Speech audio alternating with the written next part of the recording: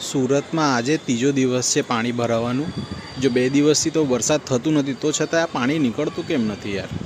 આ સુરતમાં જુઓ, 3 દિવસથી પાણી ભરાયેલું છે. લોકો અહીંયા ફસાયેલા છે બિલ્ડિંગોમાં, કામ ધંધા પર જતા નથી. આ લોકો નીકળે કેવી રીતના? છાતી જેટલું તો પાણી છે નીચે.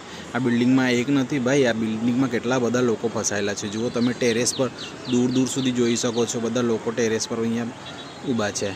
નીચે ભરાયેલું છે પાણી. આ લોકો કામ ધંધા પર જશે નહીં તો આ ગુજરાત સરકાર જે ટેક્સ વસૂલે છે, વેરા બિલના અને ગટરના અને પાણીના અને પુરાવાના, ખબર નહીં શું શું, આ વેરા બિલ ટેક્સ બધું મોકલે છે. આ લોકો કામ પર જશે નહીં તો આ ટેક્સ ભરશે કેવી રીતના સાહેબ?